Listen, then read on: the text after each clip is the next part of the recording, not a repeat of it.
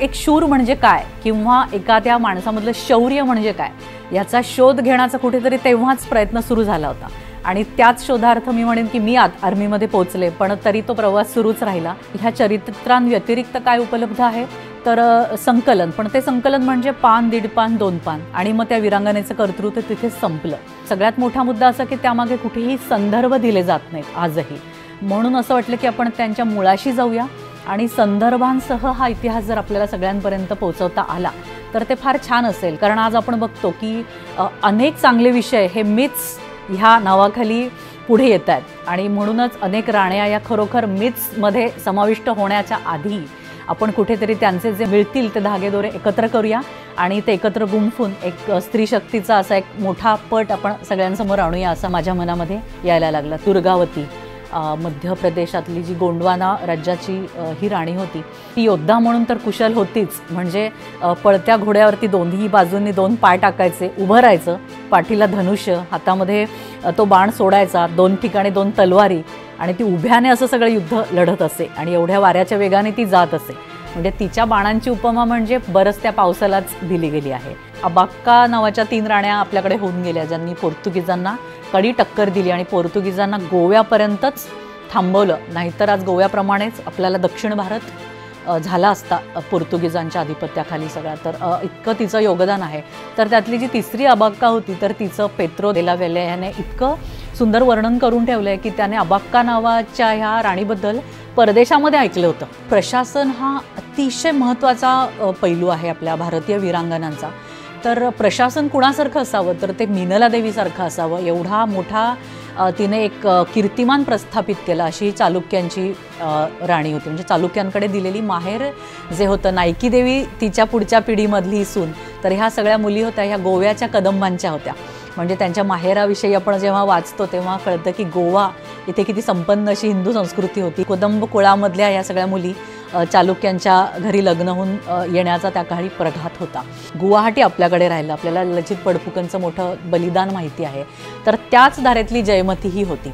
तर तिने तलवार हातात घेतलेली नाही, तिने परकीयांशी तिची लढाई झालेली नाही, पण तिचं शौर्य कशातनं प्रकट झालं? तितिक्षेमध्ये. एवढे असंख्य अत्याचार, म्हणजे तिला झाडाला बांधलेलं होतं, अनेक ऋतू तिने अंगावर घेतले, अनेक जखमा तिने झेलल्या आणि त्यात ती गेली तिथेच जागीच, पण तिने तो पत्ता सांगितला नाही. ही तितिक्षा म्हणजे एक राष्ट्रभक्तीचं स्वरूप आहे, शौर्याचंच स्वरूप आहे. आपल्याला ताराराणी बाईसाहेब माहिती आहेत की ज्यांनी किल्ल्यांचं राजकारण केलं. तर ते राजकारण इतकं लवचिक होतं की औरंगजेबाशी टक्कर होती त्यांची साक्षात, आणि तो हात धुवून सगळ्या किल्ल्यांच्या मागे लागला होता. तर त्यांनी हेच ठरवलं की किल्ले हवेत तू घे. भर पावसात त्यांना किल्ला द्यायचा आणि ते पुढे गेले मुघल की तो किल्ला परत घेऊन टाकायचा.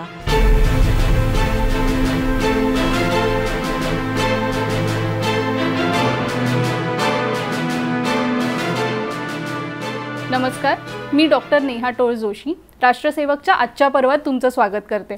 आज आपल्याबरोबर अत्यंत प्रतिष्ठित, अत्यंत धाडशी पण कलात्मक असं व्यक्तिमत्व आपल्याबरोबर आहे. ते म्हणजे मेजर मोहिनी कुलकर्णी मॅडम. भारतीय सैन्यात 10 वर्ष कार्यरत होत्या. काश्मीरमध्ये दहशतवाद जेव्हा तीव्र होता त्याही वेळेला त्या तिकडे कार्यरत होत्या. त्यांच्या सेवानिवृत्तीनंतर त्यांनी त्यांच्या कला म्हणजे वाचन, संशोधन, लेखन ह्याचा प्रवास पुन्हा एकदा सुरू केला. भारतात अनेक वीरांगना होऊन गेल्या. झाशीच्या राणीबद्दल जसं आपल्याला माहिती आहे, अशा अनेक वीरांगना आहेत आणि अनेक त्यांच्या छटा आहेत जे आपल्याला माहिती नाही आहेत. अशा सगळ्या छटा आणि अशा अनेक वीरांगनांचं वर्णन ताईंनी अपराजिता गाथा भारतीय वीरांगनांची असं गाजलेलं पुस्तक लिहिलेलं आहे.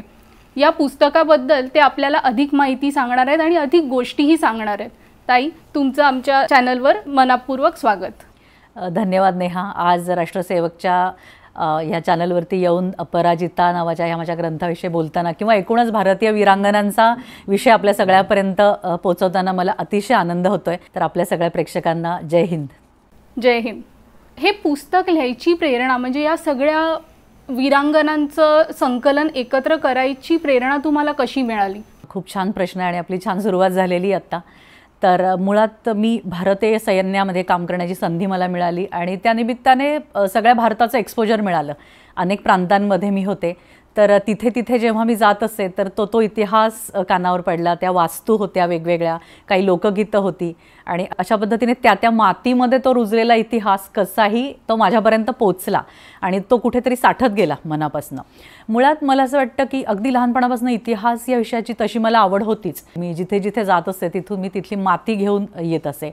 शौर्य कथांची देखील मला खूप आवड होती आणि म्हणून एक शूर म्हणजे काय किंवा एखाद्या माणसामधलं शौर्य म्हणजे काय याचा शोध घेण्याचा कुठेतरी तेव्हाच प्रयत्न सुरू झाला होता आणि त्याच शोधार्थ मी म्हणेन की मी आर्मीमध्ये पोहोचले, पण तरी तो प्रवास सुरूच राहिला. आणि लहानपणापासून गीता पठण करण्याची मला सवय आहे. आमच्या कुटुंबामध्येच गीता पठण होत असे. तर त्यातले अनेक जे अर्जुनाच्या मनातले प्रश्न असतील किंवा एखाद्या क्षत्रियाचे जे गुण असतील त्यातला एक एक गुण जरी आपण पाहिला तर असं वाटायचं की ह्याचा आपण अजून जास्तीत जास्त अभ्यास करूया. म्हणजे आपण गीतेमध्ये वाचतो की शौर्यम तेजो धृतिर्दाक्षम युद्धेचापि पलायनम दानम ईश्वर भावश्च क्षात्रम कर्म स्वभावजम. म्हणजे ह्यातला एक एक गुण जरी आपण पाहिला की औदार्य असेल, तेजस्विता असेल, शौर्य असेल, तर असे अनेक गुण हे क्षत्रियाच्या ठायी एकवटलेले असतात. म्हणजे आजही भारतीय सैन्याचं जे श्रद्धांजली स्थल असतं, जिथे आपण हौतात्म्यांना श्रद्धांजली वाहतो, त्या स्थळावरती मोठ्या अक्षरामध्ये हा श्लोक कोरलेला आहे. तर ह्यामुळे कुठेतरी तो एक शोध सुरूच होता. आणि आपल्याला माहिती आहे की भारत हा एक म्हणजे मुळातच योद्ध्यांचा देश आहे. आपलं राष्ट्र हे योद्ध्यांचं राष्ट्र आहे. तर ह्याच्यामध्ये ऋग्वेद काळापासून आपण वीरांगणांविषयी ची माहिती ऐकून आहोत. म्हणजे ऋग्वेदामध्ये विश्पलेचा उल्लेख आहे, खेलराजाची पत्नी, जिने रणांगणावरती जिचा एक पाय जखमी झाला आणि तिने लोखंडाचा पाय लावून शस्त्रक्रिया तिच्यावरती झाली आणि ती पुढे लढली. तर अगदी थेट ऋग्वेदापासून आपल्याला भारतीय वीरांगणांची परंपरा आहे. तर अशा राष्ट्रामध्ये निश्चितच आणखीन बऱ्याच वीरांगना असल्या पाहिजेत ज्यांची खुद्द प्रेरणा माझ्यातही आहे, ज्यांनी मला सैन्यापर्यंत पोचवले. यांच्याविषयी आपण अधिक जाणून घेण्याचा प्रयत्न करूया असं म्हणून मी कुठेतरी ह्याचं एक वाचन सुरू केलं. आणि त्यानंतर सगळ्यात प्रॅक्टिकल रिझन मला तुमच्याबरोबर शेअर करायला आवडेल की आई गोष्ट सांग ना, हे जे असतं. म्हणजे मी यथावकाश मी 2 मुलींची आई झाले आणि मग रोज रात्री गोष्ट सांगणार. तर ह्यातनं मला असं वाटलं की आपण आपल्याच देशातल्या वीरांगणांविषयी यांना का माहिती सांगू नये, आणि त्यासाठी मी वाचन सुरू केलं. आणि बघता बघता कदाचित ह्या ग्रंथाची निर्मिती झाली असावी असं मला वाटतं. हा इतका मोठा सुंदर असा ग्रंथ तुम्ही लिहिलात, यासाठी तुम्हाला खूप अभ्यास करायला लागला असेल. तर हा अभ्यास तुम्ही कसा केला, किंवा तुम्ही त्या ठिकाणी जाऊन काही माहिती मिळवलीत का, तुम्ही वाचन करून ही माहिती, तर हे कसं तुम्ही संकलित केलं ह्याच्याबद्दल आम्हाला थोडी माहिती सांगू शकाल? असं झालं की जेव्हा मी वाचन सुरू केलं तेव्हा मला काही उणीवा अशा जाणवल्या की एकतर ह्या वीरांगणांची चरित्र उपलब्ध आहेत आणि ती सुद्धा त्या भाषांमध्ये. म्हणजे मंगळमाळचं चरित्र कुठेतरी दाक्षिणात्य भाषेमध्ये किंवा काही पंजाबी भाषेमध्ये त्या लिपीमध्ये ती लिपिबद्ध झालेली आहेत. आणि त्यानंतर ह्या चरित्रांव्यतिरिक्त काय उपलब्ध आहे तर संकलन. पण ते संकलन म्हणजे पान, 1.5 पान, 2 पान, आणि मग त्या वीरांगणेचं कर्तृत्व तिथेच संपलं. सगळ्यात मोठा मुद्दा असा की त्यामागे कुठेही संदर्भ दिले जात नाहीत आजही. म्हणून असं वाटलं की आपण त्यांच्या मुळाशी जाऊया आणि संदर्भांसह हा इतिहास जर आपल्याला सगळ्यांपर्यंत पोहोचवता आला तर ते फार छान असेल. कारण पुढची पिढी आपल्याला हे संदर्भ विचारल्याशिवाय राहणार नाही की अशी एक राणी होऊन गेली, पण ह्या कशावरनं तू हे सांगतेस. कारण आज आपण बघतो की अनेक चांगले विषय हे मिथ्स ह्या नावाखाली पुढे येत आहेत. आणि म्हणूनच अनेक राण्या या खरोखर मिथ्समध्ये समाविष्ट होण्याच्या आधी आपण कुठेतरी त्यांचे जे मिळतील ते धागेदोरे एकत्र करूया आणि ते एकत्र गुंफून एक स्त्री शक्तीचा असा एक मोठा पट आपण सगळ्यांसमोर आणूया असं हळूहळू माझ्या मनामध्ये यायला लागलं. त्याच्यामुळे मुळात संस्कृतचे जे मुख्य ग्रंथ आहेत, जसं आपण काश्मीर प्रांत पाहिला तर काश्मीरचा सगळ्यात मोठा इतिहास हा आपल्याला कवी कल्हणाच्या राजतरंगिणीमध्ये मिळतो. अनेक वर्षांचा इतिहास त्याने लिहून ठेवला आहे त्याच्यामध्ये, आणि तो साक्षात श्लोक हे उद्धृत करतो त्या वीरांगणेविषयीचे. किंवा आपण गुजरातचा इतिहास पाहिला तर मेरू तुंगाचार्यांचं प्रबंध चिंतामणी हा ग्रंथ असेल. तर असे अनेक मूळ संस्कृत ग्रंथ, म्हणजे कुठलंही भाषांतर त्याचं न वापरता मूळ संहिताच अभ्यासाव्यात असं मला वाटलं. त्यानंतरचे गॅझेट्स आपल्याकडे लिहून ठेवलेले आहेत, सरकारी अहवाल आहेत, अशा प्रकारची काही मला कागदपत्र यासाठी अभ्यासावी लागली. जसं मी मगाशी म्हणाले की भाषांतरित पुस्तकं आहेत त्या प्रांतातली, मग त्याचं कुठेतरी मराठी, हिंदी किंवा इंग्लिश भाषांतर करवून तज्ज्ञांकरवी त्यातले काही संदर्भ मला म्हणजे जमा करायला लागले. तर अशा विविध प्रांतामधून हा इतिहास मी म्हणेल की तो आला माझ्याकडे आपोआप. म्हणजे आपण जेव्हा असं काही कार्य होतं तर मला असं वाटतं ते आपण एक निमित्त मात्र असतो आणि ते आपल्याकडनं करवून घेतलं जातं. तसं जेव्हा जेव्हा माझ्या पुढे प्रश्नचिन्ह होतं की आता मी पूर्वांचलाच्या या राणीचा इतिहास कसा आणि कुठे हे करू, म्हणजे कसा मी याच्यामध्ये आणू, तर कुठेतरी त्या प्रकाशकांशी माझं बोलणं व्हायचं आणि तो ग्रंथ माझ्याकडे यायचा. कुठेतरी उत्तराखंडामधलं एखादा एक राहिलेली शेवटची कॉपी असायची आणि ती माझ्यापर्यंत यायची. तर अशा अनेक म्हणजे दिवसांचा प्रवास मी म्हणेन की हा इथे येऊन थांबला आणि त्या ग्रंथामध्ये तो परावर्तित झाला. खूपच अशी सुंदर एक जर्नी आपण म्हणू शकतो तुमची राहिली असेल हे पुस्तक लिहिण्यासाठी. तर ती सुरुवात कशी झाली तुमची, की हे पुस्तक लिहायची सुरुवात तुम्ही कशी केलीत?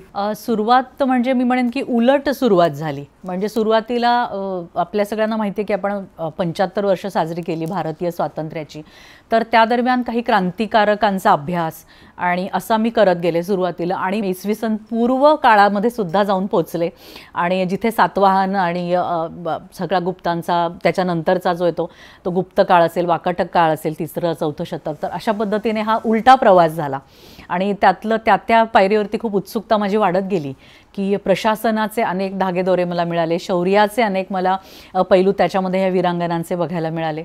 आणि केवळ मी हा अभ्यास करत नव्हते तर मला असं वाटतं माझ्या 2 छोट्या मुली आणि माझं सगळं घरच हे त्या काळामध्ये वीरांगनामय झालेलं होतं की त्यांची चित्र साधारण कशी असतील, तो काळ कसा असेल.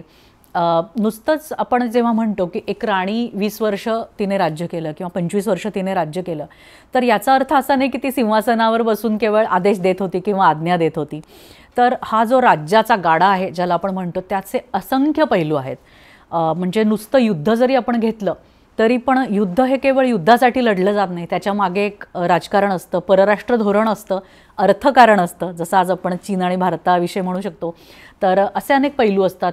व्यापार असतो त्याच्यामध्ये, तर तंत्रज्ञान असतं, आधुनिकता असते. ह्या सगळ्या गोष्टींचा पैलूंचा सखोल अभ्यास करून एखादी राज्यकर्ती राज्य करत असे किंवा एखादी योद्धा राणी ती रणांगणावर ती जाऊन लढली तर त्याच्यामागे एवढे पैलू होते त्यावेळी.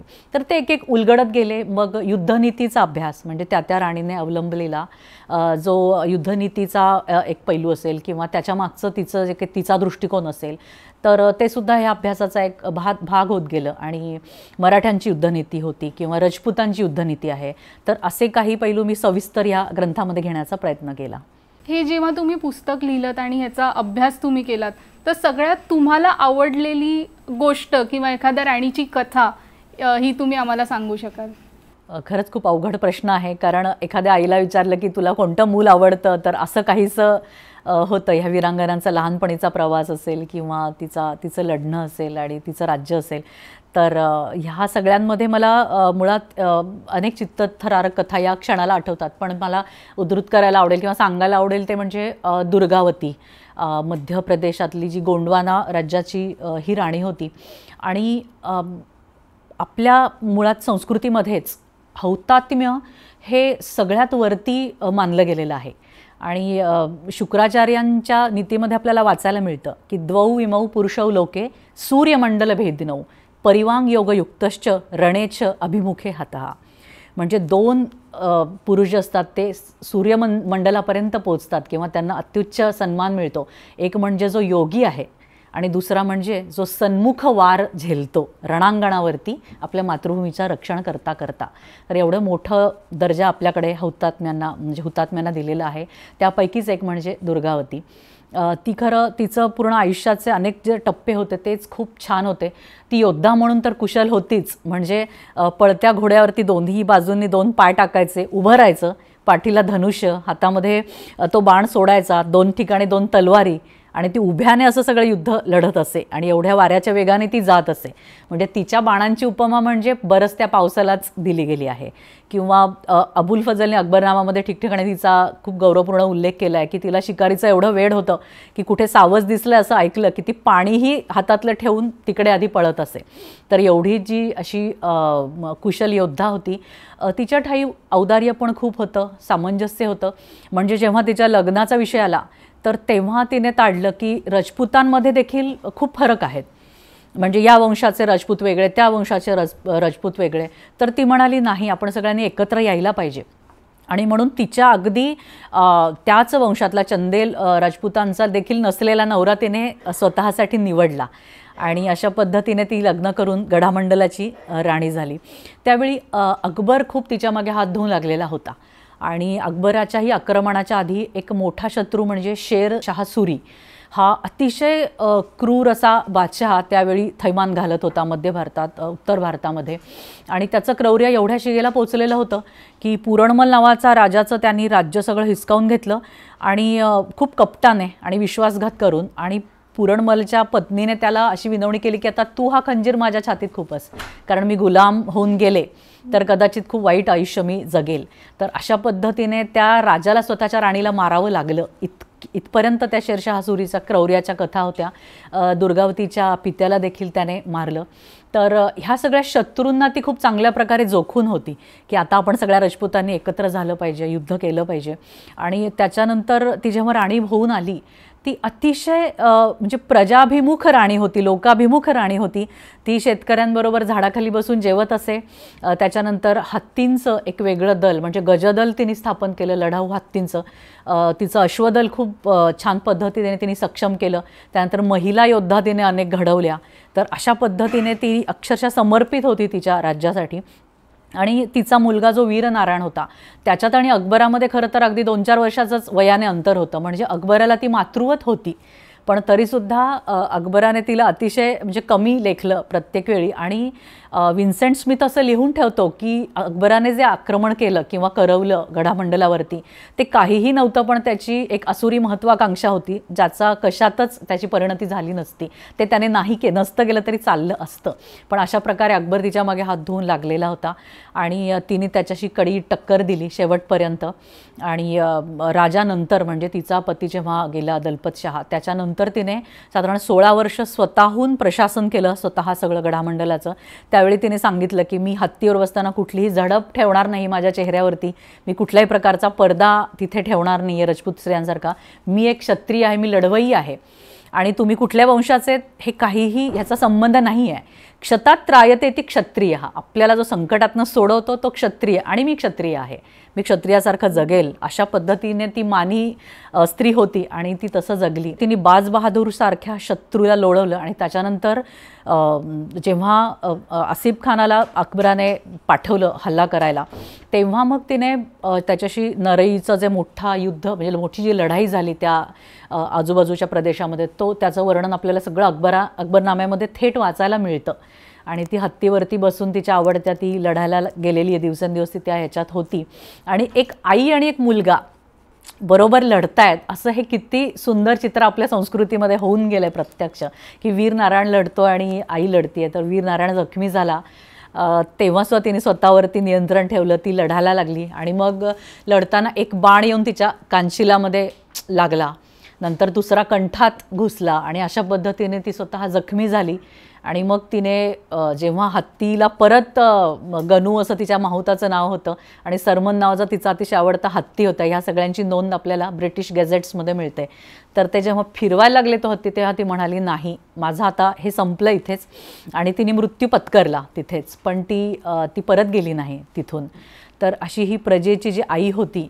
तर त्यानंतर सगळं राज्य शोकामध्ये बुडालं आणि इतका तिला आदर मिळाला तिच्या प्रजाजनांकडनं की दुर्गावतीची जिथे समाधी आहे तिथे जो कोणी जातो तिथे एक असा स्फटिकाचा दगड खालचा उचलून तिथे ठेवायची एक अशी पद्धत रूढ झाली नंतर. आणि अनेक ब्रिटिश अधिकारी तिथे आले आणि जेव्हा त्यांना ही गाथा कळली दुर्गावतीची तर ते म्हणाले की आम्ही साश्रू नयनांनी एक तो दगड तिथे वाचून आम्हाला कोणी अडवू शकलं नाही, एवढं आमच्याही मनामध्ये या गाथेने एक मोठा भावना आमच्या उचंबळून आल्या एका क्षत्राणीबद्दलच्या.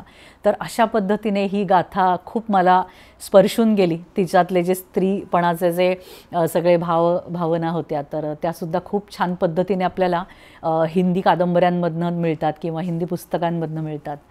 तर अशी दुर्गावती आहे म्हणजे. आणि गढनृप वर्णन म्हणून एक खूप छान ग्रंथ लिहिला गेला आणि त्याच्यामध्ये दुर्गे व दुर्गावती म्हणजे साक्षात दुर्गाच, म्हणजे जेव्हा ती तिच्या कुलदेवतेला दुर्गेला नमस्कार करण्यासाठी उभी असे आणि खाली महिषासूर असा पडलेला असे, तेव्हा समोरच्याला प्रश्न पडावा की हा महिषासूर नेमका कोणी मारला, या मूर्तीने की या दुर्गेने. एवढी अशी दुर्गेसारखी ती दुर्गावती होती. आणि मला वाटतं आपण खरोखर भाग्यवान आहोत की अशा दुर्गावतीच्या भारतात आपला जन्म झाला आहे. म्हणून ह्या राण्या माझ्या खूप आवडत्या आहेत. तुम्ही जेव्हा दुर्गावती राणीचं वर्णन करताय तेव्हा तुमच्या चेहऱ्यावरही तो भाव आणि तुम्हाला किती आदर आणि कौतुक आहे ते दिसूनच येतंय. मला वाटतं जेव्हा आपण राणी असं म्हणतो तेव्हा लोकांचा एक समज असतो की स्त्री जी छान नटलेली आहे, अनेक अलंकार तिने घातलेले आहेत, ती राजाच्या बाजूला बसलेली आहे, तिच्या आजूबाजूला अनेक सेवक तिच्या दिमागदारीला आहेत, अशी एक कल्पना आपण तयार केलेली आहे. पण खरोखर जेव्हा तुम्ही या सगळ्या गोष्टी आता सांगताय किंवा हेच्या ग्रंथामध्येही तुम्ही या सगळ्या नमूद केलेल्या आहेत, त्याच्यावरून असं वाटतं की किती ह्यांचं आयुष्य खडतरही आहे, की तो प्रवास जो आहे तो आणि कुठल्याही क्षणी तो राणीपासून गुलाम होऊ शकतात याही बरोबर अनिश्चितता आहे त्याच्यामध्ये. आणि दुसरं म्हणजे की त्यांनी जे तू अगदी खूप छान मुद्दा इथे आत्ता म्हणालीस नेहा, कारण सिंहासन हे त्यांच्यासाठी कुठेही शासन करण्याचं माध्यम नव्हतं. त्यांना एखाद्या भूभागावरती सत्ता गाजवायची नव्हती किंवा लोकांवर वर्चस्वही गाजवायचं नव्हतं, तर त्यांच्यासाठी सिंहासन हे एक लोकसेवेचं माध्यम होतं कुठल्याही. आणि म्हणून आपल्याला ह्या ज्या राण्या आहेत ह्या थँक्स टू TV आणि इतर मीडिया की आपल्या मनामध्ये ती तशी प्रतिमा वर्षानुवर्षांपासून निर्माण केली गेलेली आहे की राणी म्हणजे भरजरी वस्त्र, दागिने, एथनिक ज्वेलरी, आणखीन मग ती राणी अशी कोणी आहे का तिकडे असं म्हणत आदेश सोडणार आणि सगळे तिचं ऐकणार. तर असं अजिबातच नव्हतं. मी मगाशी म्हणाले तसं याचे खूप सुंदर उदाहरण मला सांगायला आवडेल की अबाक्का नावाच्या 3 राण्या आपल्याकडे होऊन गेल्या, ज्यांनी पोर्तुगीजांना कडी टक्कर दिली आणि पोर्तुगीजांना गोव्यापर्यंतच थांबवलं. नाहीतर आज गोव्याप्रमाणेच आपल्याला दक्षिण भारत झाला असता पोर्तुगीजांच्या आधिपत्याखाली सगळा. तर इतकं तिचं योगदान आहे. तर त्यातली जी तिसरी अबाक्का होती तर तिचं पेत्रो देला वेले ह्याने इतकं सुंदर वर्णन करून ठेवलं आहे की त्याने अबाक्का नावाच्या ह्या राणीबद्दल परदेशामध्ये ऐकलं होतं की पोर्तुगीजांशी ही राणी लढली. तर तो त्या किनारपट्टीवरनं प्रवास करत होता आणि तो तिथे आला उल्लालमध्ये अबाक्का राणीच्या. आणि तिथे तो असा मार्केटमध्ये फिरत होता आणि त्याने विचारलं की राणीचा महाल कुठे आहे, तिथे आपल्याला कसं जायला मिळेल किंवा काय. तर तिथे तो दुकानदार म्हणाले की थांबा, राणी येईल इकडनं थोड्या वेळात. तर तो थांबला आणि थोड्या वेळानं त्याला असं तो माणूस म्हणाला की ती जी येते ना ती राणी आहे. आणि त्याच्या पायाखालची जमीन सरकली, कारण ती राणी म्हणजे कोण होती, कृष्णवर्णीय राणी. आणखीन तिची पांढरी सुती साडी पारंपरिक पद्धतीने नेसलेली, तिच्या पायात चपला नव्हत्या, तिच्या डोक्यावरती एक असं झावळांचं कुठली तरी छत्री अशी नैसर्गिक पद्धतीने बनवलेली आणि तिचं अंगरक्षक, अशी ती सामान्य रस्त्यावरनं चालत आलेली एक स्त्री होती. आणि तो म्हणाला हां, सुरुवातीला त्याला वाटलं की ही राणी, हिच्यासाठी मी इकडे प्रवास करून आलो आहे अरे. आणि पण जेव्हा ती जवळ आली आणि तिथे दुभाषाला तिने बोलवलं की ह्यांना माझ्याशी बोलायचं आहे, तर काय म्हणणं आहे यांचं. मग त्याने ओळख करून दिली की मी असा एक प्रवासी आहे आणि मी तुमचं खूप कारकीर्द ऐकून तुमच्या भेटीला आलो आहे. तेव्हा अबाक्काने आधी त्याला चौकशी केली की तुम्ही कुठे उतरलात, तुमची सोय कुठे झाली आहे, नसेल तर माझ्या राजवाड्यावरती या. म्हणजे हा जो पाहुणचार आहे, हे जे मातृहृदय आहे की आपल्या घरी कोणी पाहुणे आलेत, ही जी सहिष्णुता आहे, परधर्मियांबद्दलचा आदर आहे, हा त्याला त्या एका वाक्यात तो असा म्हणजे हादरून गेला. आणि इतक्या प्रेमाने तिने संभाषण केलं. आणि नंतर त्याला हळूहळू कळलं की राणीला जर भेटायचं असेल तर राजवाड्यात ती मिळतच नाही, ती भेटतच नाही, तिला फील्डवरती जाऊन भेटायला लागतं. हे सगळं वर्णन त्याने त्याच्या स्वतःच्या शब्दात करून ठेवलं आहे की जिथे जिथे इरिगेशनचे प्रोजेक्ट चालू असतात, जिथे शेतीचं काही चालू असतं आणि जिथे प्रजाकल्याणाची कामं सुरू असतील, कन्स्ट्रक्शन वर्क सुरू असेल, राणी तुला तिथेच सापडेल. ह्याच्यानंतर जर तुला तिच्या मुलाखतीसाठी जायचं असेल तेव्हा.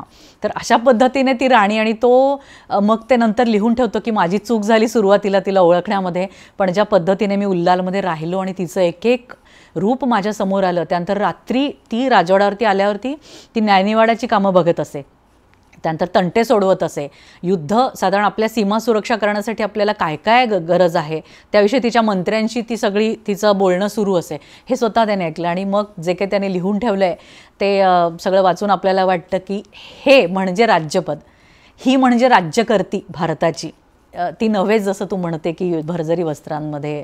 हे खरं नेतृत्व भारताच्या जनतेचं या सगळ्या राण्यांनी केलं. हे सगळं प्रशासन करताना किंवा राज्य करतानाही किती कौशल्य त्या राणीमध्ये असेल किंवा किती कला त्या राणीला माहिती असतील आणि त्याचं शिक्षण त्यांचं कसं झालं असेल?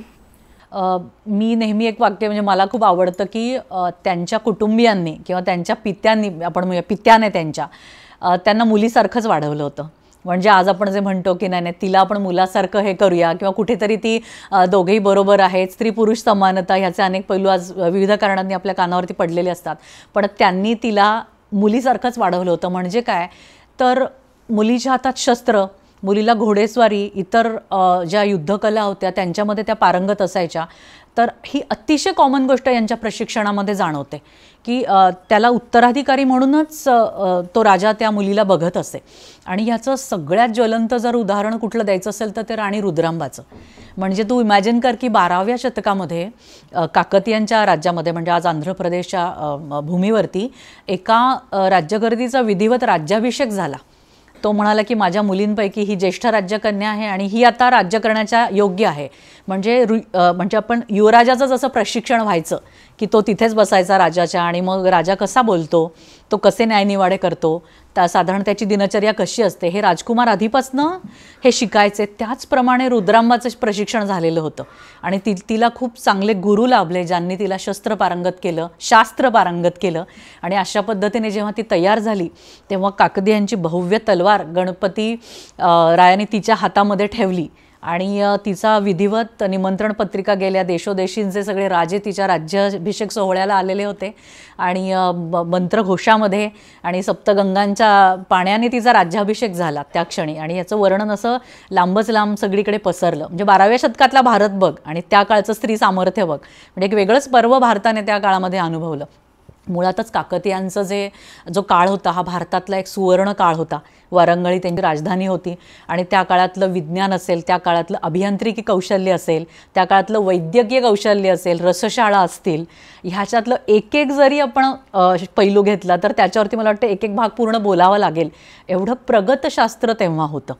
आणि अशा पद्धतीने तिने ते पुढे 80व्या वर्षापर्यंत रुद्रांबा रणांगणावरती लढली याचे पुरावे आहेत पूर्ण. याच्याबद्दल शिलालेख सापडलेले आहेत.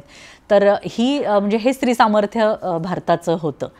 तर ह्या रुद्रांबाच्या प्रवासाच्या अनुषंगाने आपण इतरही प्रांतामध्ये अशी अनेक उदाहरणं आपल्याला भेटतात. अशा पद्धतीने त्यांचं प्रशिक्षण होत असे आणि अनेक परकीय वकिलांनी सुद्धा तिच्याबद्दल लिहून ठेवलं आहे की जेव्हा आपल्याकडे आज आपण बघतो डिप्लोमॅट्स वेगवेगळ्या म्हणजे देशांना प्रवास करतात आणि मग 2 राज्यांचे ते प्रतिनिधी भेटतात, त्याप्रमाणे रुद्रांबा म्हणजे तिचा आत्मविश्वास बघ केवढा असेल आणि तिचं त्यामागचं ज्ञान म्हणजे कुठे. तर त्या वकिलांशी, परराष्ट्रामधनं आलेल्या सगळ्या लोकांशी ती अतिशय आत्मविश्वासाने बोलत असे. यादवांना तिने पराजित केलं खुद्द आणि देवगिरीच्या किल्ल्यापर्यंत तिने त्यांचा पाठलाग करत त्यांना सीमेच्या बाहेर घालवलं. खूप समर्थ असा उत्तराधिकारी तिने निवडला नंतर आणि तिचा विवाह देखील झालेला होता रुद्रांबाचा. ती आई होती. तर ह्या अशा अनेक गोष्टी आपल्याला आतून म्हणजे ढवळून काढतात. अशा पद्धतीने स्त्रिया त्या काळी म्हणजे तयार होत असतात. आता आपण असं म्हणतो की ही स्त्री आहे, मुलगी आहे, ही कायच लढणार, पण ह्याचं पहिलं तर एक उदाहरण तुम्ही स्वतःही आहात, जी तुम्ही कारकीर्द केली आणि या ग्रंथातही तुम्ही इतकी उदाहरणं दिलेली आहे की कशी स्त्रिया लढल्यात किंवा कसं त्यांनी शासन केलं आहे. अशा काही हरवलेल्याही कथा असतील ज्या आपल्याला माहिती नाही आहेत किंवा ज्या पुढे आल्या नाहीत, त्याची कारणंही अनेक असतील. अशा कुठल्या कथा तुम्हाला सांगाव्याशा वाटतात की ज्या हरवलेल्या आहेत पण त्या तितक्याच महत्त्वाच्याही आहेत? अशा अनेक कथा आहेत मी म्हणेन. कारण आज ग्रंथामधली काही नावं जर गुगलमध्ये टाकली तर कदाचित गुगलकडे त्याची उत्तरं नाही आहेत, म्हणजे की ही कोण राणी आहे किंवा काय. तर अशाही अनेक वीरांगना ह्या ग्रंथामध्ये मिळतात. पण त्यातले त्यात ज्यांची नावं माहिती आहेत पण त्यांच्या कारकिर्दीविषयी विशेष काही माहिती नाही, अशासुद्धा राण्यांबद्दल त्यांच्यावरती प्रकाश टाकण्याचा मी प्रयत्न केला आहे. अगदी काही थोडी उदाहरणं सांगायची असतील तर मैणला देवी आहे, मीनला देवी, जी चालुक्यांची राणी होती. आणि योद्धा आपण आत्ता उदाहरणं पाहिलीत काही, रुद्रांबा असेल, दुर्गावती असेल. पण प्रशासन हा अतिशय महत्त्वाचा पैलू आहे आपल्या भारतीय वीरांगनांचा. तर प्रशासन कुणासारखं असावं, तर ते मीनला देवीसारखं असावं. एवढा मोठा तिने एक कीर्तिमान प्रस्थापित केला अशी चालुक्यांची राणी होती. म्हणजे चालुक्यांकडे दिलेली माहेर जे होतं, नायकी देवी तिच्या पुढच्या पिढीमधली सून. तर ह्या सगळ्या मुली होत्या ह्या गोव्याच्या कदंबांच्या होत्या. म्हणजे त्यांच्या माहेराविषयी आपण जेव्हा वाचतो तेव्हा कळतं की गोवा इथे किती संपन्न अशी हिंदू संस्कृती होती. कदंब कुळामधल्या ह्या सगळ्या मुली चालुक्यांच्या घरी लग्न होऊन येण्याचा त्या काळी प्रघात होता. आणि मीनला देवीच्या एकूण प्रशासनामध्ये अनेक अस्थिर अशा गोष्टी होत्या की उदाहरणार्थ जैन आणि शैव यांच्यातला वाद असेल, म्हणजे नेहमी योद्धा आणि सीमा सुरक्षा असंच नसतं, तर अंतर्गत वाद त्याच्यावरती मात करून कुठेतरी एक प्रशासन, सुशासन ज्याला म्हणेन मी, त्याची प्रस्थापना करणं हे देखील तितकंच महत्त्वाचं आहे. म्हणजे कुठलाही काळ इतिहासामध्ये जेव्हा सुवर्णकाळ नोंदवला जातो किंवा असा तो नावाजला जातो, तर त्याच्या मागे फक्त किती वैभवशाली महाल बांधलेत तेव्हा किंवा किती राजांना त्यांनी पराभूत केले हा एकमेव निकष नसतो किंवा असे काही निकष नसतात. तर प्रजेचं सुख किती त्याच्यामध्ये होतं, आणखीन न्याय आणि प्रशासन हे किती काटेकोर होतं हे सुद्धा खूप महत्त्वाचं आहे. तर ह्याचं ज्वलंत उदाहरण म्हणजे मीनला देवी. आणि तिच्या ह्याच्यामध्ये असे अनेक प्रसंग आहेत जे तिने त्याच्यामध्ये आपल्याला तिच्या चरित्रामध्ये मिळतात. एकतर तिने सिद्धराजासारखा पुत्र घडवला, म्हणजे आणि त्याच्याच नावावरनं कर्णावती म्हणजे आजचं जे अहमदाबाद आहे तिथेच त्यांची पाटण ज्याला म्हणतो, तर पाटणदी प्रबोध आहे के मुंशींनी खूप असे 3 खंड लिहिलेले आहेत. त्याच्यामध्ये आपल्याला मीनला देवीविषयी बरंच वाचायला मिळतं. तर तो सिद्धराजासारखा तिने मुलगा घडवला. आणि एक छोटीशी गोष्ट मला सांगता येईल की मुळातच तिचं प्रशासनाकडे किती लक्ष होतं. म्हणजे आपण बघतो की आज ताजमहाल असेल किंवा इतर महाल असतील की काहीतरी आनंदाची बातमी घडली आहे त्या ह्याच्यामध्ये, तर बादशाह एखादा महाल बांधत असे किंवा त्याची आठवण म्हणून एखादा मिनार बांधत असे. पण भारतीय राज्यकर्त्या इथे वेगळ्या ठरतात. मीनला देवीला जेव्हा मुलगा झाला तर तिन्ही गुजरात आणि राजस्थान ह्या प्रांतामधलं पाण्याचं दुर्भिक्ष ती ओळखून होती. आणि तिने सगळ्यात सुरुवातीला काय सांगितलं तर इथे तलाव खोदायचा प्रजेसाठी. तो खोदून आपण पुत्रजन्माचा उत्सव साजरा करूया. पालनपूरला आपल्याला तो बघायला मिळतो आजही. आणि अशा प्रकारे तिचा प्रवास होता. आणि नंतर तिने धोलका इथे तलाव नंतरच्या तिच्या कारकिर्दीमध्ये तो तिने खोदायला घेतला. आणि जेव्हा तिचे सैनिक तिथे गेले की आता इथे आम्हाला हा तलावाची ही आम्ही पाहणी केली आणि ही इथे योग्य जागा आहे शास्त्रानुसार की इथे आपल्याला तलाव खोदायचा आहे, तर तिथे मध्यभागी एका गणिकेचं घर होतं. आणि ती खरं राणी होती मीनला देवी. ती सहज म्हणाली असती ही झोपडी तोडा आणि तिथे तलाव बांधा, कारण तो तलाव म्हणजे ती झोपडी तोडल्याशिवाय तो असा पूर्ण व्यवस्थित झाला नसता आकाराने. तर त्यांनी तिला सांगितलं की तू हे घर रिकामं कर, इथे आम्हाला तलाव खोदायला घ्यायचा आहे. तर ती राणीला किती चांगल्या प्रकारे ओळखून होती. ती म्हणाली मी हे घर मोडणार नाही आणि ह्या तलावाबरोबर मीही प्रसिद्ध होईल एवढा विश्वास आहे माझा राणीवरती. आणि राणीला तो निरोप कळला की ती असं म्हणाली की या तलावाबरोबर मी देखील प्रसिद्ध होईल. तर राणीनी अशा पद्धतीने ती सिच्युएशन हँडल केली. तर तिथे त्या गणिकेचं ते छोटं घर आजही आपल्याला बघायला मिळतं. आणि धोलका इथला जो तलाव आहे तो तसाच आहे. तलाव त्याच्या भोवती इतक्या सुंदर कौशल्याने तिने मीनला देणे तो तलाव खोदून घेतलेला आहे. त्या घरापर्यंत जाण्याचा असा आपल्याला गुगल आपण टाकलं तर त्याचा फोटो आपल्याला बघायला मिळतो. आणि गुजरातमध्ये ही म्हण प्रसिद्ध झाली की जर कुणाला न्याय बघायचा असेल तर धोलका इथला तलाव बघायला जा, तिथे तुम्हाला कळेल न्यायाची व्याख्या काय असते ते. अशा पद्धतीने चित्तथरारक असा तिचा प्रवास होता. त्यानंतर वेलुनच्यार राणी आहे जी नंतरच्या काळात होऊन गेली. इंग्रजांशी तिने लढा घेतला. तमिळनाडूमधली ती राणी होती आणि तिने विजयाचा इतिहास रचला. आपल्याला नेहमी पराजय माहिती असतात की आपण ह्यांच्याकडनं हारलो, त्यांच्याकडनं हारलो, हे आले, ह्यांनी इथे विध्वंस केला, एवढी धर्मांतर केली. पण आपल्या राण्यांनी विजयाचा कीर्तिमान प्रस्थापित केला आहे अशा खूप कथा आपल्यापर्यंत कमी येतात. तर त्यातली वेलुनच्यार म्हणजे शिवगंगा हे तसं छोटं संस्थान होतं आणि तिथे इंग्रजांनी राजाला मारलं, ते सगळं संस्थान घेतलं. पण एका स्त्रीची संकल्पशक्ती किती मोठा विजय मिळवू शकते ह्याचं उदाहरण म्हणजे राणी वेलुनच्यार. तर तिने तत्क्षणी तिच्या छोट्या मुलीला घेऊन विस्थापितासारखी ती निघून गेली त्या राज्यातनं. पण मनात संकल्प होता की हे शिवगंगा संस्थान मी इंग्रजांकडनं परत मिळवेन.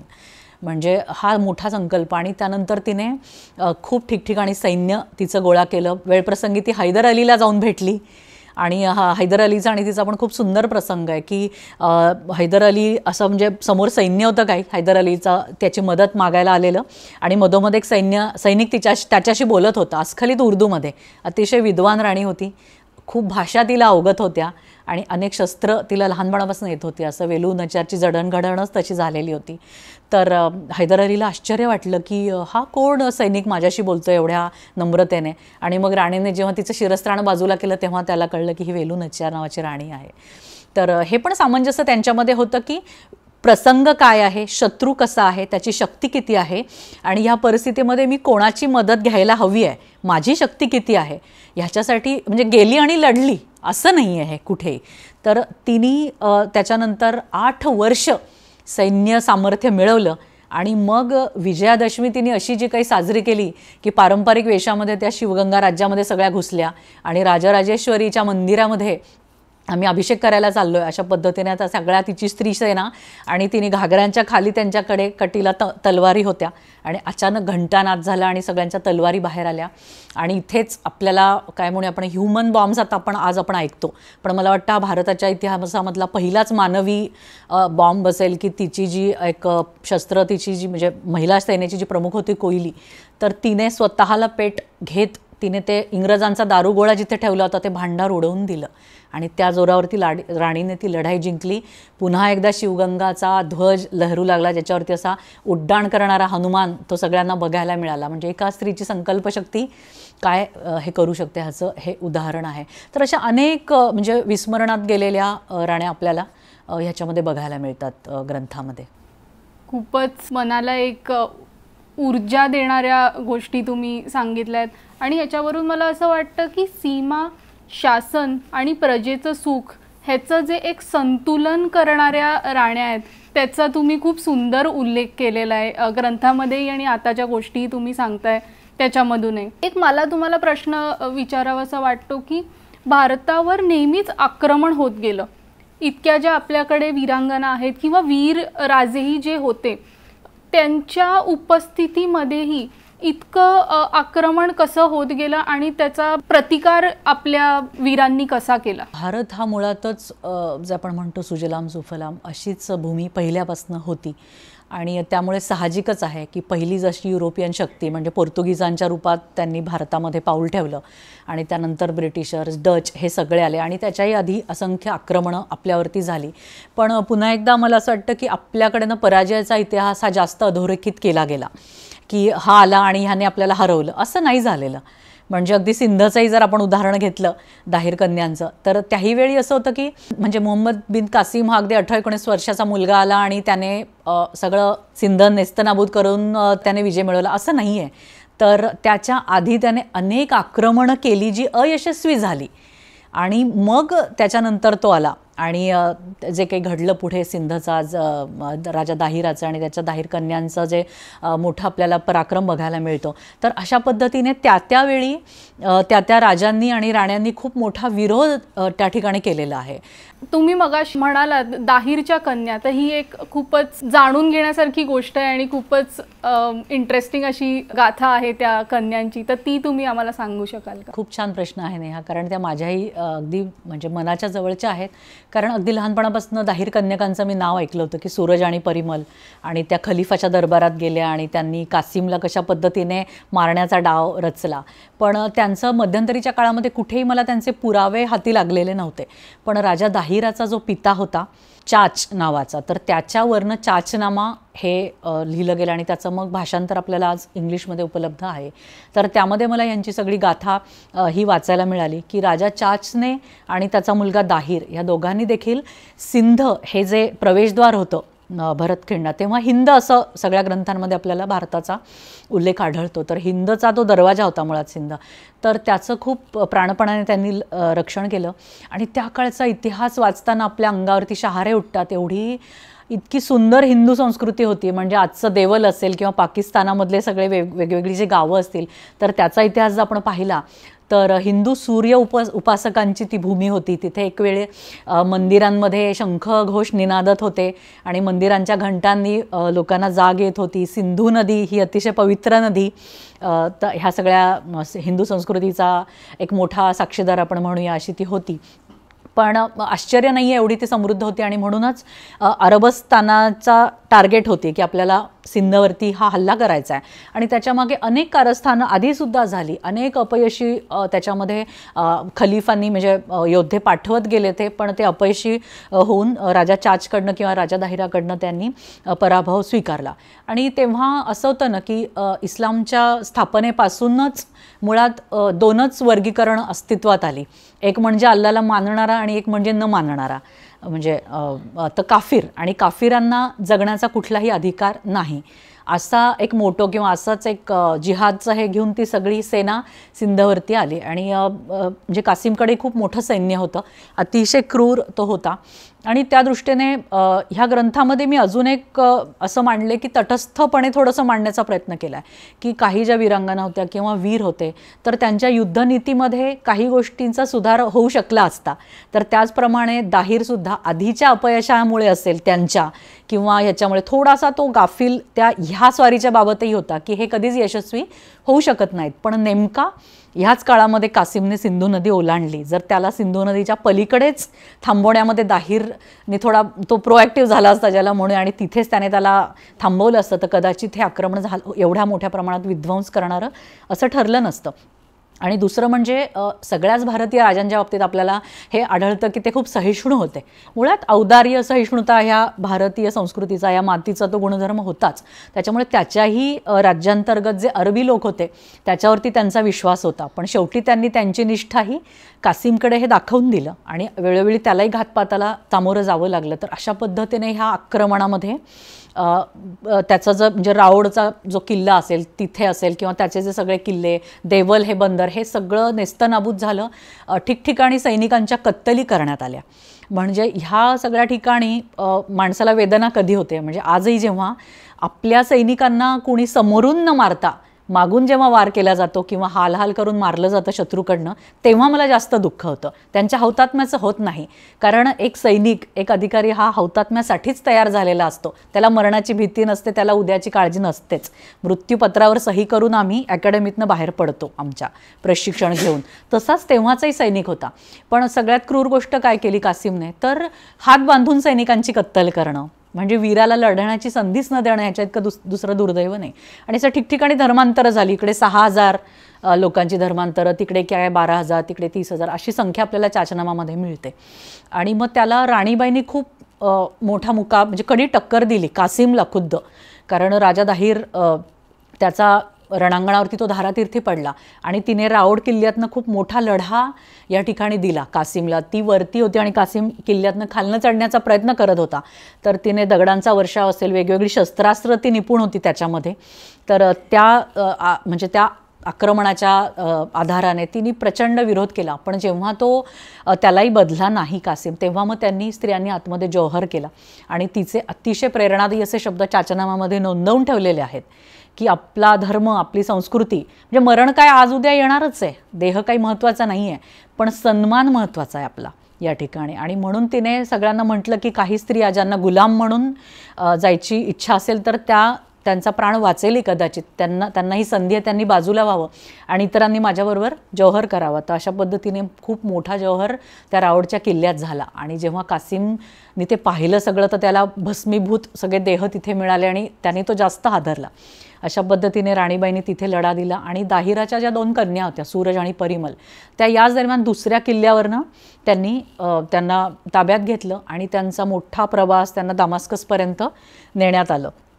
पण ह्या राजकन्या होत्या, मुळात खूप मानी अशा त्या राजकन्या होत्या आणि आई वडील कोणी राहिलेले नाही. आणि जिथे ही एवढी मोठी संस्कृती त्यांनी लहानपणापासून अनुभवली होती, ह्यावेळी तेच रस्ते, प्रेतांचा खच पडलेला, तेच रक्ताने निसरडे, सिंधू नदी अक्षरशः लाल झालेली होती त्यावेळी.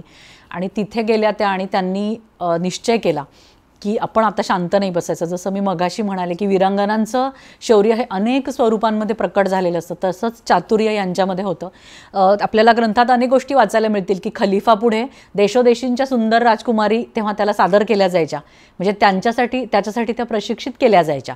आणल्या आणि खलिफाला गेल्या असं नव्हतं. त्यांना तिथे ठेवलं जायचं महिने आणि मग त्या धष्टपुष्ट सुंदर करून त्यांना त्याच्यासाठी तयार केलं जायचं वगैरे वगैरे. म्हणजे त्या अगदी क्रौर्याची ही सगळी परिसीमा आहे. मुळात त्याचं सिंहासन, त्याचे महाल हेच सगळे रक्तावरती उभे केलेत असा तो सगळा इतिहास आहे. तर त्यावेळी त्या म्हणाल्या की त्यांना जेव्हा सादर केलं गेलं खलिफाला, त्यावेळी त्या म्हणाल्या की तुम्ही आहात म्हणून हे खपवून घेताय. हे सगळे उद्गार आहेत चाचनामामधले की खलिफाला आमचा नमस्कार असो, पण तुम्ही खरंच खूप उदार आहात, तुम्ही आहे म्हणून हे खपवून घेताय. आमच्या भारतीय राजांनी हे खपवून घेतलं नसतं. काय तर कासिमने आम्हाला 3 रात्री त्याच्याबरोबर ठेवलं आणि मग आम्हाला इथे पाठवलं.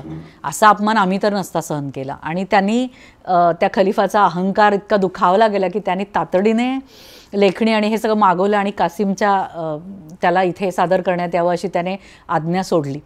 आणि कासिम तेव्हा सगळा पुढे जात जात लढत तो राजस्थानपर्यंत पोचलेला होता त्या काळी. पण त्याला अक्षरशः एका चांबड्याच्या पिशवीत भरून तिथे आणलं गेलं आणि तो येईपर्यंत तो मेलेला होता त्या पिशवीमध्ये. आणि त्याला सगळ्या दरबारामध्ये उघडलं गेलं. आणि मग खलिफा म्हणजे त्यांना पण तिथे बोलवलं दोघींना आणि म्हणाला, बघा माझं सामर्थ्य केवढं आहे. कासिमने असं पाप केलं तर त्याची त्याला शिक्षा मिळाली. तर मग तिने खरं सांगितलं की कासिम, तुझा एवढा पराक्रमी सरदार, ज्याच्यामुळे आम्ही दोघीच काय, आमच्यासारख्या हजारो राजकुमारी तुझ्या पायाशी आहेत, ज्याच्यामुळे हजारो राजांचे मुकुट तुझ्या पायाशी आहेत, एवढ्या मोठ्या सरदाराला तू असा मृत्यू दिलास, म्हणजे अगदी तुझ्यावरती हे आहे. आणि त्यांनी असं काही केलेलंच नव्हतं, पण त्याला जगण्याचा अधिकार नव्हता. कारण त्यांनी आमचा धर्म त्यांनी सगळा तिथला नष्ट केला, आमची मंदिरं पाडली, आमचं अस्तित्व पुसून टाकलं गेलं. कारण आज आमचं अस्तित्व काय तर गुलाम. म्हणजे आम्ही एवढ्या मोठ्या संस्कृतीचा वारसा सांगतो आणि आम्ही गुलाम आहोत. आम्ही कुणाचे गुलाम नाही आहोत ना. आमचे पूर्वज होते. आमच्या पूर्वजांची काय चूक होती की तुम्ही तुमच्या लोभापायी तिकडे आलात आणि आमचं सगळं अस्तित्व तुम्ही पुसून टाकलं. तर तो याच मृत्यूच्या लायक होता आणि म्हणून आम्ही हे सगळं केलं. ते ऐकून पुन्हा एकदा खलिफाच्या पायाखालची जमीन सरकली आणि त्यांना त्यानंतर त्या दोघींचे जे काही हाल केले ते वाचवत नाही तितके भयंकर होते सगळे. त्यांना पूर्ण राज्यभर घोड्याच्या शेपटाला बांधून फिरवलं गेलं आणि जिवंत भिंतीमध्ये चिणलं गेलं त्यांना अशा पद्धतीने. पण त्या दाहिर कन्यांचा हा जो परिणाम आहे, प्रभाव आहे, हा आज तागायत आहे. म्हणजे त्यांचा उल्लेख केल्याशिवाय आज जरी ती जागा पाकिस्तानमध्ये असली तरी पण भरतखंड हा एक होता. अफगाणिस्तान असेल, पाकिस्तान असेल, बांगलादेश असेल, हा भारताचाच एक भाग होता. तर त्यांच्या उल्लेखाशिवाय, त्यांच्या गौरवाशिवाय भारतीय वीरांगनांचा इतिहास हा अपूर्ण राहील असं वाटतं कुठेतरी. तर अशा प्रकारे ही एक दाहिर आणि सिंधची अशी एक गाथा ह्या ग्रंथामध्ये घेण्याची मला संधी मिळाली. आणि काय शौर्य असेल त्या कन्यांचं की हे सगळं होऊनही त्यांनी जे सत्य होतं ते सांगितलं. म्हणजे त्या म्हणू शकल्या असत्या की हो हेच, अगदी हेच माझ्या मनात आलं की ते ॲटलिस्ट जिवंत राहिल्या असत्या जर त्याला मृत्यू मिळालाच होता. पण नाही, त्यांची निष्ठा आणि त्यांचा जो भावनांचा उद्रेक आणि त्या खलिफाला ह्याची जाणीव करून देणं हे त्यांना कदाचित त्यांच्या मृत्यूपेक्षा मोठं वाटलं असावं. की त्याने जो त्यांचा अहंकार दुखायला लागला की 2 मुली माझा अशा पद्धतीने उपहास करतायत. तर खूप हे सगळं विलक्षण आहे. आज आपल्याला ते वाचून आजच्या काळातल्या नव्हत्या. म्हणजे आपण जेव्हा जौहर म्हणतो राजस्थानमध्ये झाले आणि 13,000, 20,000, 26,000 स्त्रियांनी त्यात उड्या टाकल्या, हे आज आपल्याला जेव्हा ऐकतो तेव्हा खरं म्हणजे काय असं झालं असेल आणि हे कसं असू शकतं असं वाटतं मुळात. आणि दुसरं असं ना की लढणं हा एक भाग झाला, पण वीरांगनांचं त्यांचं जे शौर्य होतं ते अनेक स्वरूपांमध्ये प्रकट झालेलं आपल्याला दिसतं. त्याच्या खूप सुंदर छटा भारतामध्ये बघायला मिळतात.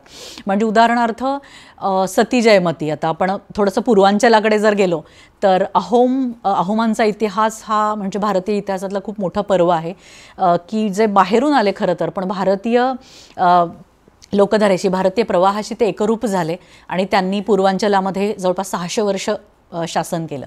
तर ही अहोमांची कन्या जयमती आणि तिला बांधून ठेवण्यात आलं आणि तिच्या राजाचा पत्ता विचारण्यासाठी तिच्यावरती नाही ते जुलूम करण्यात आले. पण तिने हौतात्म्य पत्करलं, पण तिने तिच्या नवऱ्याचा पत्ता सांगितला नाही आणि त्या काळामध्ये गदापाणीने सगळं सैन्य जमा केलं. आणि अहोमांचं सगळ्यात मोठं वैशिष्ट्य म्हणजे मुघलांची दिलेली कडी टक्कर, ज्यामुळे पूर्वांचलामध्ये मुघल नंतर फिरकू शकले नाहीत. गुवाहाटी आपल्याकडे राहिलं. आपल्याला लचित पडफुकनचं मोठं बलिदान माहिती आहे. तर त्याच धारेतली जयमती ही होती. तर तिने तलवार हातात घेतलेली नाही, तिने परकीयांशी तिची लढाई झालेली नाही, पण तिचं शौर्य कशातनं प्रकट झालं? तितिक्षेमधनं.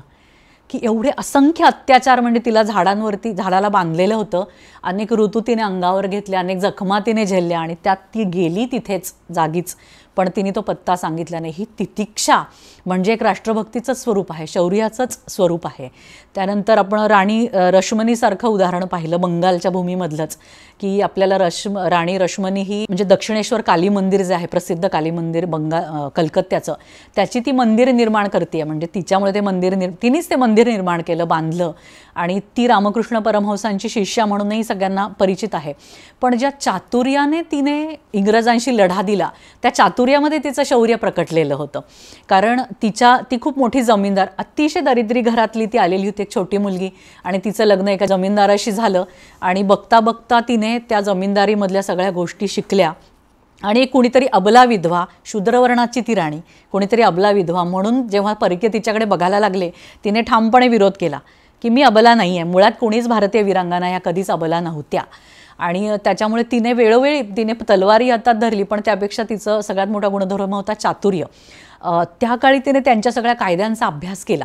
आणि एकदा तर असं झालं की इंग्रजांनी संधी साधली आणि गंगेच्या मासेमारीवरती त्यांनी प्रतिबंध आणणारा कायदाच त्यांनी पास केला की नाही, इथे कोणी मासेमारी करू शकत नाही. आणि सगळ्या कोळी समाजावरती मोठं अरिष्ट आलं, कारण त्यांचं म्हणजे पोट त्याच्यावरती होतं.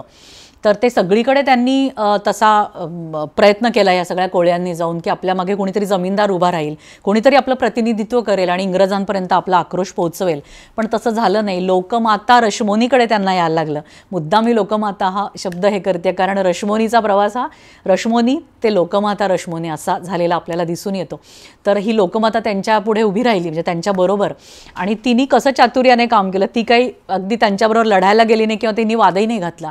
ती म्हणाली ठीक आहे. आणि तिने एक अग्रीमेंट केलं इंग्रजांबरोबर की मला ना माझ्या पर्सनल वापरासाठी एक हुगळी नदीतला एक पट्टा मला हवा आहे, लीजवरती, ज्याला आपण म्हणतो लीज अग्रीमेंट तिने इंग्रजांशी केलं. आणि ते व्यवस्थित तिने कायद्यानुसार ते केलं. दोघांच्या सह्या झाल्या, विषय संपला असं इंग्रजांना वाटलं. पण तिथून अध्याय सुरू झाला होता. तो असा धनुष्याकार पट्टा तिने मासेमारीसाठी सुरू केला. आणि तिथे प्रचंड रहदारी वाढली आणि इंग्रजांना खूपच जास्त न्यूसन्स त्याच्यामुळे फेस करावा लागला. तर मग तिचा डाव लक्षात आला. ती म्हणाली नाही, माझी खाजगी मालमत्ता आहे, इथे मी काहीही करू शकते, हे आपलं अग्रीमेंट आहे. आणि तुम्ही कोर्टात गेलात खुशाल जा, पण कोर्टाचा निर्णय येईपर्यंत, स्टे येईपर्यंत हे मी बंद करू शकत नाही. तुमचाच कायदा पास करणारे तुम्हीच आणि मला लीजवर हा पट्टा देणारेही तुम्हीच. अशा पद्धतीने त्यांचेच दात त्यांच्या घशात इतक्या चतुर स्त्रीने घातले. तेव्हा इंग्रज अक्षरशः म्हणजे हतबल झाले होते तिच्याशी अशा प्रकारे हुज्जत घालता. आणखीन दुर्गा उत्सव आपल्याला माहिती आहे की मोठ्या प्रमाणावरती त्या काळापासूनच पुढे साजरा व्हायला लागला. तर काहीतरी आजही हा मुद्दा आपल्याला सतत कानावर येतो, म्हणून मला मुद्दाम उल्लेख करायचा वाटतो की तेव्हा कुठेतरी ते ढोल वाजलेले असायचे आणि मग बंगालमध्ये अशांतता पसरायची, म्हणून दुर्गापूजेवरच इंग्रजांनी बंदी आणली. तर त्याही वेळी तिने असे नाके बंद केले दोन्ही साईडचे रस्ते की त्यांना ते उघडे करावे लागले. आणि दुर्गापूजेवर दंड बसवला होता इंग्रजांनी, तो दंड त्यांना मागे घ्यावा लागला. ती म्हणाली दंड भरण्याचा तर प्रश्नच येत नाही, आमच्या भूमीवरती आमचे सण, आमचे उत्सव हिंदूंचे बंद करणारे, त्याच्यावरती बंदी घालणारे तुम्ही कोण? एवढी हिंमत, एवढं धाडस तिच्याकडे होतं. आणखीन एक प्रसंग असा आहे की तिच्याकडे जेव्हा इंग्रजांनी हल्ला केला तिच्या हवेलीवरती, असा काही ब्रिटिश सैनिकांनी नकळत हल्ला केला, तर त्यांच्याविरुद्ध तिने ब्रिटिश अंगरक्षक उभे केले स्वतः, की तुम्ही तुमचं अंगरक्षक द्या, नाही तर तुमचे सैनिकनं दारू पिऊन माझ्याकडे येतात आणि आमच्या मुलींना त्रास देतात आणि माझ्यावरती हल्लाही झाला आहे. तर 10-12 ब्रिटिश अंगरक्षक तिने स्वतःसाठी ठेवून घेतले. तर ये होईना बाद म्हणजे असं तिच्या ह्याच्यात. आणि नंतर तिने बांधलं आणि मग काली मंदिर निर्माण झालं. तिथे पूजेसाठी जो पुजारी लागला त्याचा छोटा भाऊ म्हणजे गदाधर, म्हणजे ज्यांना आपण रामकृष्ण परमहंस म्हणून ओळखतो. म्हणजे आध्यात्मिक सुद्धा एक मोठा पैलू ह्या सगळ्या वीरांगनांच्या ठाई होता. निर्माण करायचं, ते राखायचं आणि ते समर्पित करायचं. ह्या तिन्ही गोष्टी त्यांच्या चरित्रांमधनं इतक्या सुंदर पद्धतीने आपल्या डोळ्यासमोर येतात की तिने एवढं सगळं ते छान हे केलं, पण नंतर योग्य वेळ आली आणि तिने ते सगळं समर्पित केलं, पुढच्या पिढीला हस्तांतरित केलं आणि ती रामकृष्ण परमहंसांची पट्टशिष्या झाली. तिचा खूप पुढे आध्यात्मिक असा एक अलौकिक प्रवास तो सुरू झाला. तर अशा ठिकठिकाणी तू म्हणतेस असं परकीयांशी लढताना ह्यांचे किती गुण असे ठिकठिकाणी पसरलेले आहेत. आणि ह्याच्यामध्ये शौर्य म्हणजे पुन्हा एकदा आपल्याला वाटतं की आक्रमण आणि लढणं, पण युद्धनीती पण बऱ्यापैकी योगदान ह्याच्यामध्ये युद्धनीतीचं पण आहे. जसं महाराष्ट्रातलं आहे, आपल्याला ताराराणी बाईसाहेब माहिती आहेत की ज्यांनी किल्ल्यांचं राजकारण केलं. तर ते राजकारण इतकं लवचिक होतं की औरंगजेबाशी टक्कर होती त्यांची साक्षात, आणि तो हात धुवून सगळ्या किल्ल्यांच्या मागे लागला होता. तर त्यांनी हेच ठरवलं की किल्ले हवेत तू घे. भर पावसात त्यांना किल्ला द्यायचा आणि ते पुढे गेले मुघल की तो किल्ला परत घेऊन टाकायचा, किंवा ते किल्ल्यांच्या तिथे अडकून पडले पण ह्यांनी मात्र आजूबाजूचे अनेक प्रांत जिंकून घेतले त्या दरम्यान. तर असं अत्यंत लवचिक राजकारण त्यांनी केलं आणि तेव्हा कुठे तो स्वराज्याचा दिवा त्यांच्या हातांनी रक्षिला गेला, म्हणून त्यांना स्वराज्य रक्षिणी ताराबाई असं नामाभिधान त्यांना आपण आज त्यांचा गौरवाने असा आपण उल्लेख करतो. किंवा उत्तराखंडची भूमी मला आठवते, तिथली कर्णावती असेल की पुन्हा एकदा शहाजहानने सैन्य पाठवलं, त्याचा नजाबत खान नावाचा एक सरदार पाठवला, कारण राजा गेला, गढवाली राजा होता तो गेला, आता राणीकडे राज्य आहे. एक स्त्री सिंहासनावर बसणं ह्याच्या इतकी सुवर्णसंधी परकीयांना कुठली सापडणार हे प्रत्येक प्रांताच्या बाबतीत आपल्याला बघायला मिळतं. मग ती चालुक्यांची राणी असो, गढवाल्यांची असो, कुठलीही राणी असो. तर तिथे तो एक राजा, म्हणजे राजा बालराजा आहे तिचा मुलगा, आणि त्याची आई असा कितीसा आपल्याला विरोध करणार, म्हणून त्याने सैन्य पाठवलं. पण ती कर्णावती होती, महाराणी माता कर्णावती असा तिचा उल्लेख आहे. आजही तिने बांधलेले कालवे आणि प्रजा कल्याणाची जी कामं आहेत ती देहरादूनमध्ये आपल्याला बघायला मिळतात. तिथे मला अनेक वर्ष राहायचा मला सुवर्णयोग असा, म्हणजे मला ती संधी मिळाली. तर अशी कर्णावती, त्या नजाबत खानाचं सैन्य तिने येऊ दिलं. खिंडीमध्ये संपूर्ण सैन्य आतमध्ये घेतलं आणि दोन्ही बाजूंनी खिंडीचे दरवाजे बंद केले आणि झालं त्यांची रसद संपेपर्यंत काही नाही, ती ढिम्म शांत, खा प्या तिथेच राहा, काय करायचं ते करा, काहीही तिच्याकडनं हालचाल नाही. आणि जेव्हा मग त्यांच्याकडनं तिला पत्र गेलं की आता तू काहीतरी कर, लढायला तरी या कोणीतरी समोर, किंवा आम्हाला इथनं जाऊ तरी द्या, किंवा काय आता करायचं, आमचं सगळी रसद संपत आली, सगळं संपत आलं. तेव्हा तिने खरमरीत संदेश पाठवला आणि मुघल बादशहाची टक्कर होती. खरं तर गढवाल राज्य केवढं, पण तिच्या उरातला आवेश केवढा, ते तिचं धाडस केवढं. म्हणजे ती म्हणते की जायचं ना तुम्हाला जा, पण तुमची नाकं इथेच सोडून जा. म्हणजे मुघलांना असं वाटलं की एक वेळ आपला जीव गेला असता तर बरं झालं असतं, नाकं कशी सोडणार आपण इथे आपली आपली सगळ्यांची.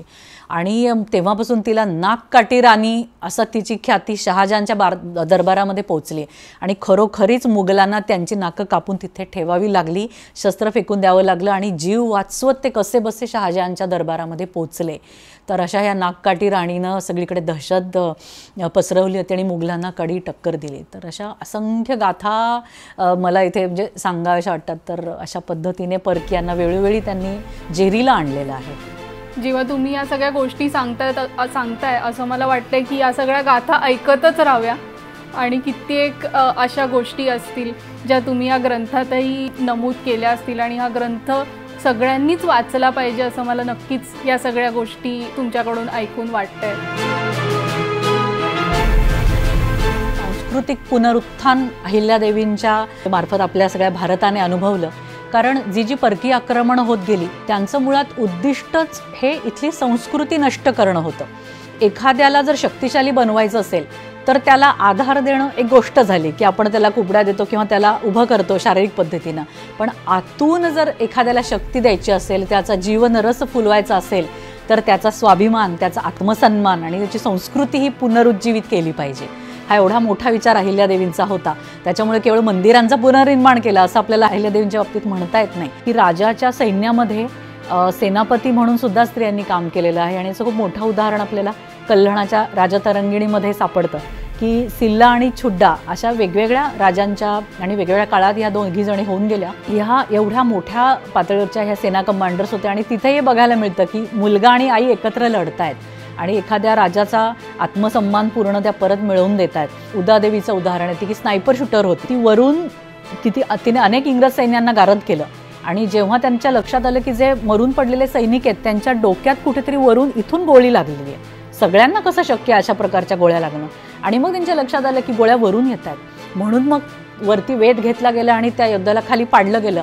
खाली आल्यावरती कळलं की ती मुलगी आहे. वीरांगनांचं वर्णन करताना राणी लक्ष्मीबाईंचा उल्लेख झाला नाही असं होऊच शकत नाही. तर त्यांच्या अशा कुठल्या छटा लोकांना माहिती नाही आहेत आणि ज्या तुम्ही या पुस्तकातून सांगितलं? ती योद्धा म्हणून खूप जणांना माहिती आहे, पण तिची आध्यात्मिक साधना देखील खूप मोठी होती. तिची ज्ञानसाधना मोठी होती. तिला वाचनाची खूप आवड होती. संस्कृतचं अध्ययन तिने केलेलं होतं. त्यानंतर ती एक मेधाविनी होती. तिने इंग्रजांशी जो पत्रव्यवहार केलाय तो थक्क करणार आहे, तो इतका विलक्षण आहे